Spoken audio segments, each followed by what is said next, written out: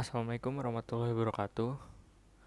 Perkenalkan, nama saya Galusindo Ageng Rizky, NIM D6190029, Pemrograman Komputer 2020 Universitas Muhammadiyah Surakarta. Di sini saya akan melakukan tugas post test dari Pemrograman Komputer 2020. Saya akan menjelaskan dari modul 1 sampai modul 4. Yang pertama saya akan menjelaskan modul 1 terlebih dahulu. Modul 1 yaitu Python dasar. Python dasar mempunyai tujuan yaitu mampu mengenali bahasa pemrograman Python serta sejarah perkembangannya, mampu memahami kelebihan dan kekurangan bahasa pemrograman Python, mampu memahami konsep dan struktur bahasa pemrograman Python, dan mampu menerjemahkan algoritma dan flowchart menjadi aplikasi menggunakan Python. Lalu saya akan menjelaskan pengertian dari Python. Python sendiri merupakan bahasa pemrograman yang digunakan untuk kalangan engineer di seluruh dunia dalam pembuatan perangkat lunaknya. Bahkan beberapa perusahaan menggunakan Python sebagai pembuat perangkat lunak komersial.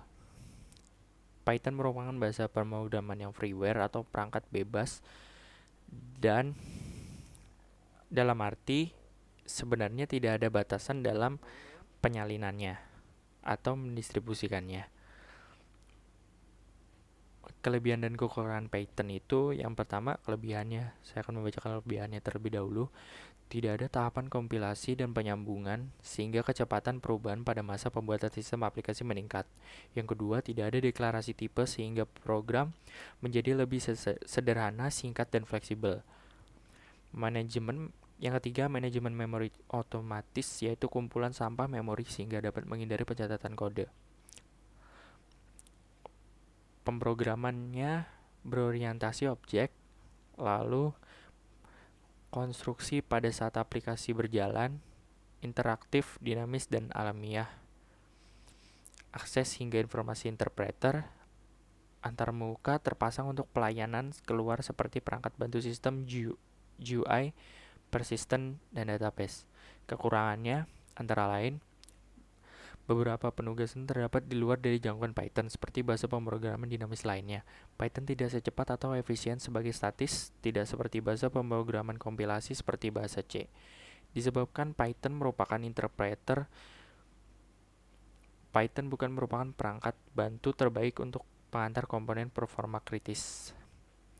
Lalu, Python tidak dapat digunakan sebagai dasar bahasa pemrograman implementasi untuk beberapa komponen, tetapi dapat bekerja dengan baik sebagai bagian depan skrip antarmuka untuk mereka.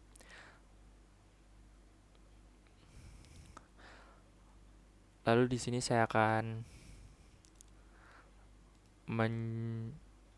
menunjukkan skrip pengulangan, pengandaian, dan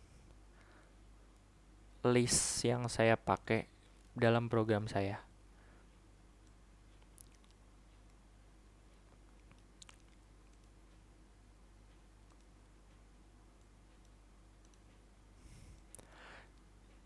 Di sini saya menggunakan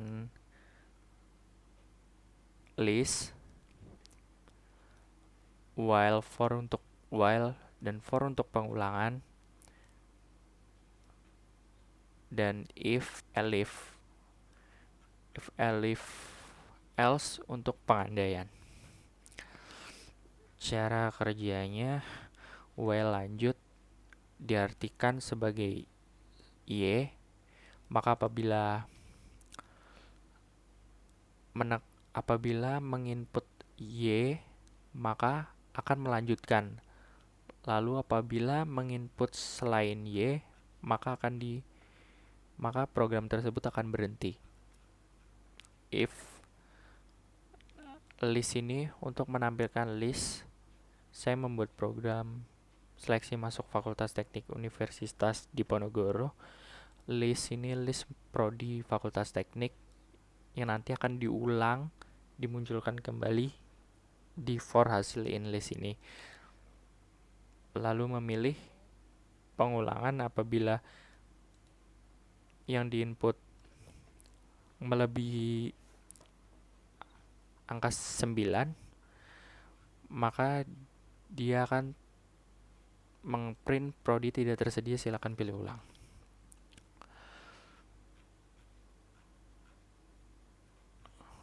Lalu saya akan menuju ke modul 2.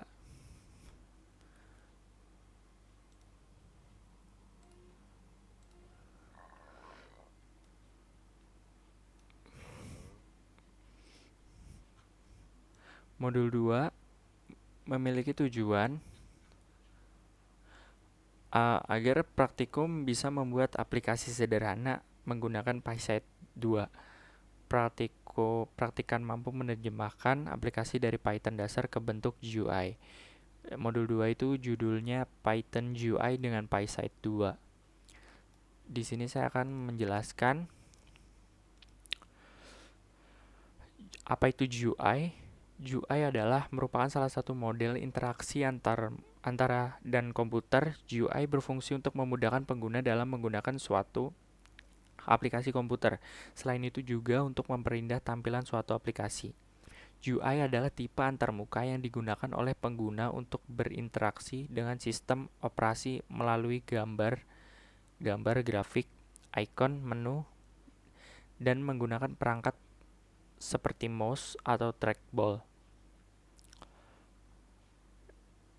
Lalu, apa itu PySite 2? PySite 2 adalah bahasa pemrograman modern yang didukung oleh seperangkat perpustakaan untuk membuat aplikasi GUI seperti Qt, TCL, TK, widget. PySite 2 adalah Python yang mengikat toolkit GUI cross-platform Qt dan berjalan di semua platform yang didukung oleh Qt termasuk Windows, macOS, dan Linux. PySite 2 adalah salah satu alternatif yang digunakan untuk pemrograman GUI dengan Python ke Tkinter. PySite 2 menggabungkan keunggulan Qt dan Python. Seorang programmer PySite 2 memiliki semua kekuatan Qt, tetapi mampu mengeksploitasinya dengan kesederhanaan Python.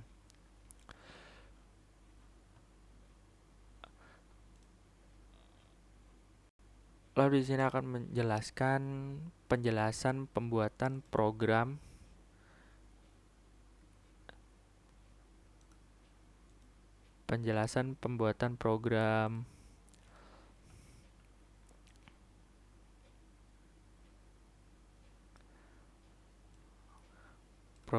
dari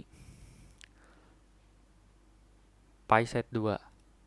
Nah, ini merupakan menu utama di mana menggunakan dev in itself untuk membuat fungsi inisial, QWidget untuk membuat widget tersebut, membuat tampilan GUI dengan judul Astra Group BMW ini untuk membuat judul di tampilan GUI, ini untuk membuat label, ini tampilan untuk membuat button, ini untuk membuat button juga,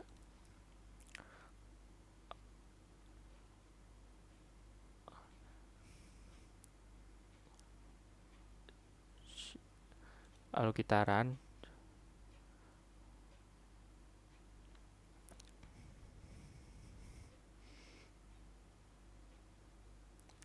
Maka dia akan menampilkan seperti ini. Nah, ini pada bagian dev produk, dev karyawan, keuntungan spare part ini merupakan sambungan untuk ke program lainnya yang dikoneksikan terhadap menu utama. Jadi untuk perhitungannya di keuntungan dengan cara membuat key combo box untuk membuat menu pilihan yang nanti ketika diklik maka dia akan terproses dengan self process 1 yang telah. Nah, proses 1 ini sudah dibuat pengandaian sedemikian rupa apabila diklik tersebut akan muncul nominal seperti ini yang langsung di set ke self line 2. Ini merupakan contoh penghitungannya seperti proses 3.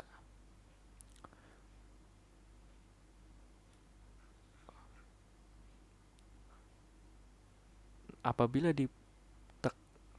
membuat push button dengan nama hitung lalu dikoneksikan terhadap proses 3, yang dimana proses 3 merupakan proses perhitungannya, maka ketika diklik dia akan memproses perhitungan tersebut dari fungsi proses 3.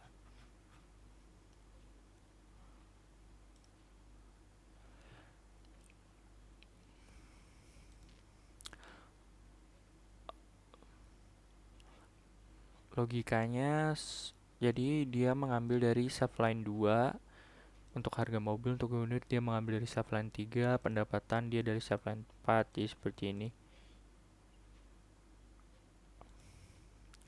Misal kita pilih BMW X1, nah dia langsung muncul jumlah mobil misalnya 1, surat dokumen on the road, dia langsung muncul harga surat dokumennya. Jumlah pendapatan semisal, nah kita tekan hitung, maka langsung muncul. Ketika tekan hapus, maka dia akan,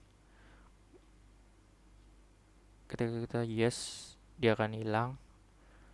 Script tersebut terdapat di sini untuk fungsi hapus menggunakan key message board.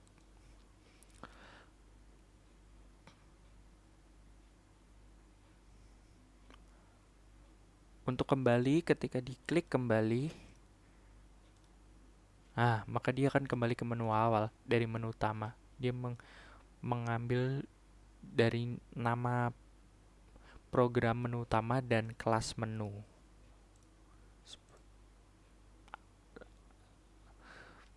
Langkah tersebut merupakan isi dari modul 2. Lalu modul 3.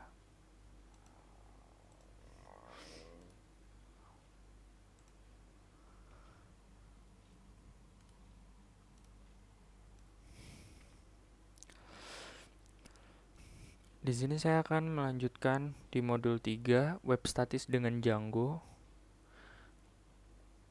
Apa itu HTML? HTML itu adalah Hypertext Markup Language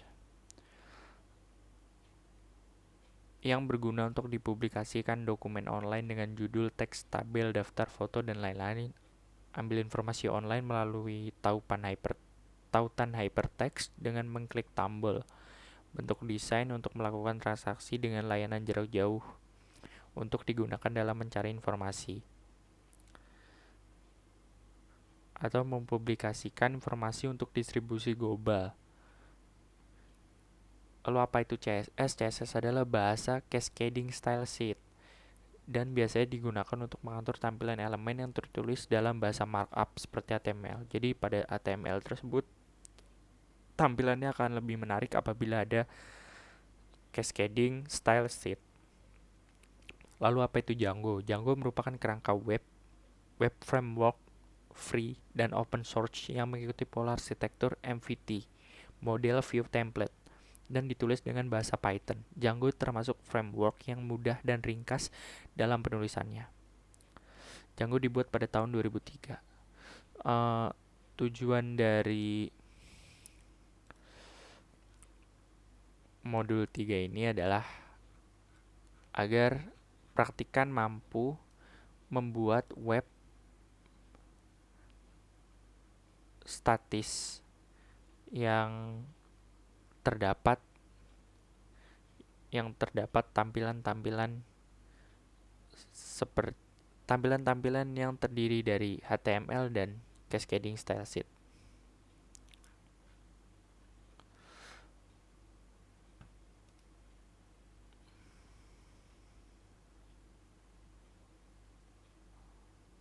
Di sini akan menjelaskan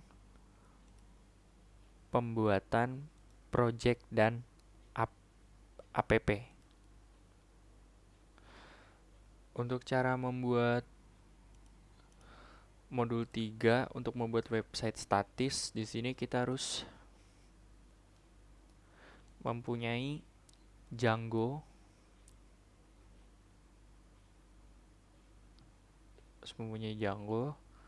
lalu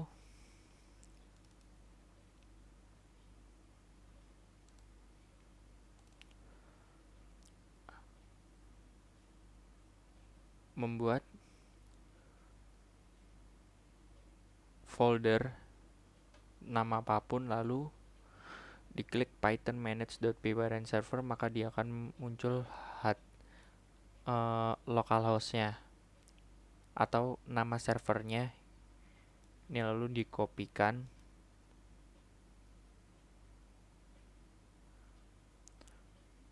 seperti itu untuk membuat website statisnya. Lalu pada script untuk membuat template HTML dan CSS di project, yang pertama kita harus mengatur pada bagian setting. Diatur dulu kita mau buat nama filenya di sini itu apa aja. Di sini saya ada kontak, about, produk, dan dashboard. Sebelum ini otomatisnya seperti ini. Ini nggak ada part-partnya. Lalu diatur pada bagian template. Di dirs ini ditambahi template.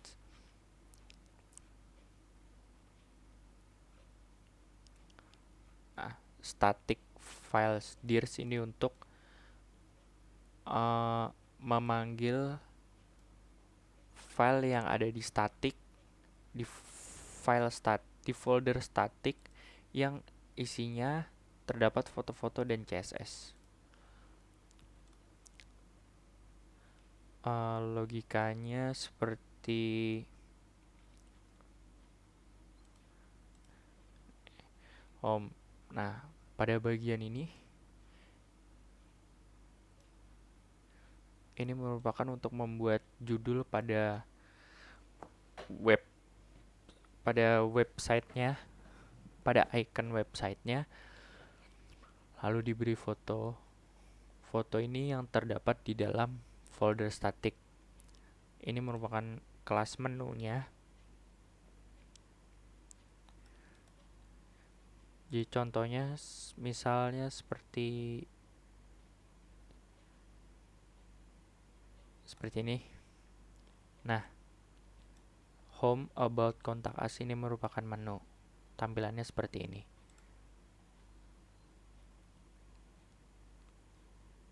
Lalu ini merupakan tampilan yang belum menggunakan CSS.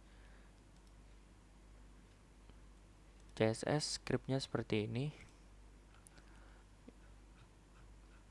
Jadi semuanya diatur sedemikian rupa agar menampilkan tampilan yang indah.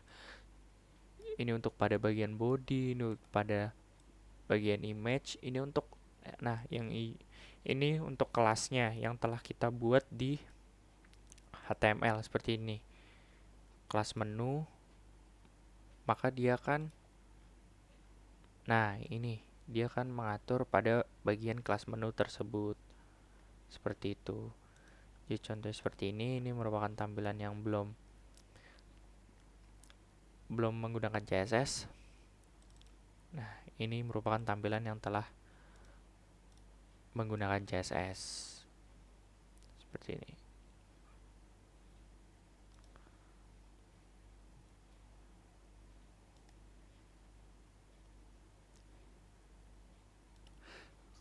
Lalu ke modul 4.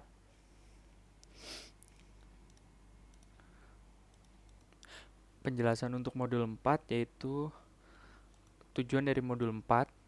Tujuan dari modul 4 adalah mengenal dan mengetahui cara kerja website dinamis, mampu membuat database dan tabel pada MySQL, mampu memanipulasi data di dalam tabel.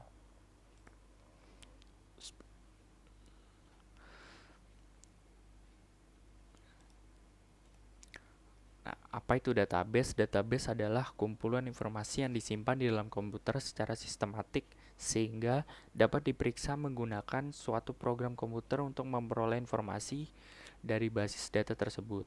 Database adalah representasi kumpulan fakta yang saling berhubungan disimpan secara bersamaan sedemikian rupa dan tanpa pengulangan.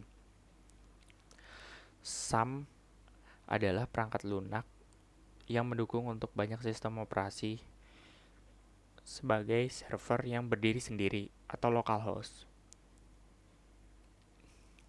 Apache adalah Web server yang bertanggung jawab pada request, respon HTTP, dan logging informasi secara detail.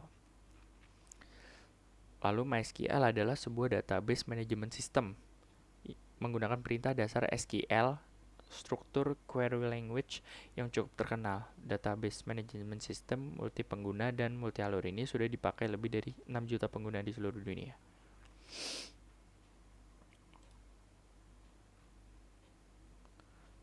Lalu database dalam perusahaan manfaatnya untuk menyimpan data di dalam perusahaan tersebut.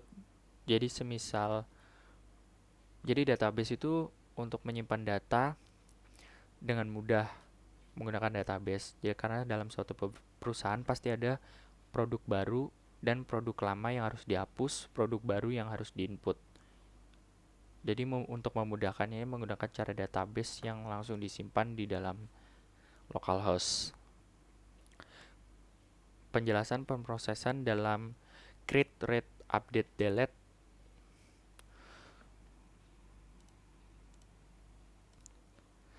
Nah, saya akan menjelaskan cara membuat database. Jadi yang pertama, kalian harus menginstal SAM, Apache, MySQL Connector, dan MySQL Client. Lalu menggunakan website yang dibuat pada modul 3. Nah, di bagian setting, pada bagian database, diisi seperti ini. Engine-nya diganti MySQL, modulnya, nama yang digunakan di database, usernya dibuat seperti ini, passwordnya dibuat seperti ini, hostnya dibuat seperti ini. Lalu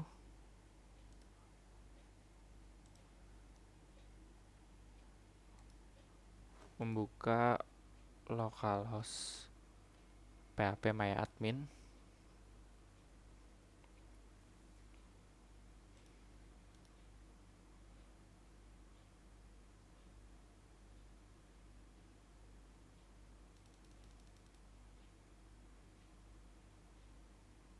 Nah, di sini merupakan tempat penyimpanan data yang telah diinput pada website tersebut yang telah dibuat. Nah, untuk mengkoneksikannya dari file folder ini menuju ke sini adalah dengan menggunakan cmd. Dengan menggunakan kode migrate dan migration yang nanti pada bagian sini akan ada folder migration.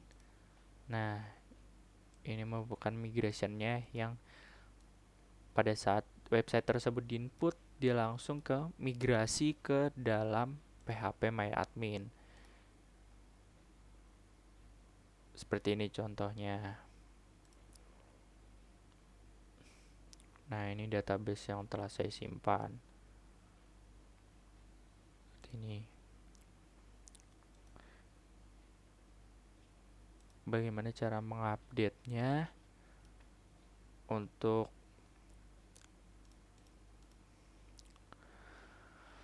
pada bagian update dibuat di dalam views.py, membuat fungsi update dan fungsi delete dengan menggunakan basis object ini untuk mendelete, return, redirect.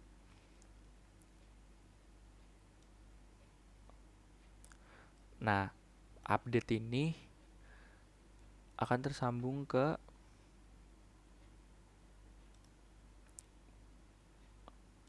bagian sini.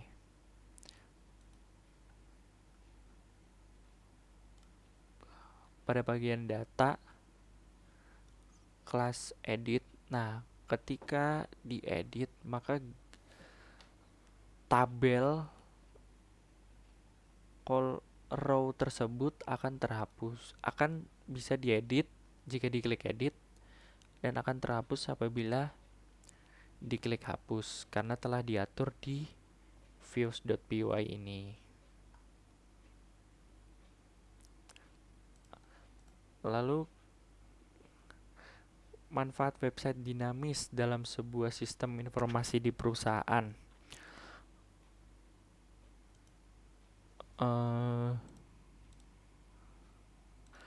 Manfaat web dinamis pada perusahaan itu yang pertama memudahkan perusahaan dalam penginputan, pengupdatean, penghapusan data karena datanya semua telah tersimpan di database.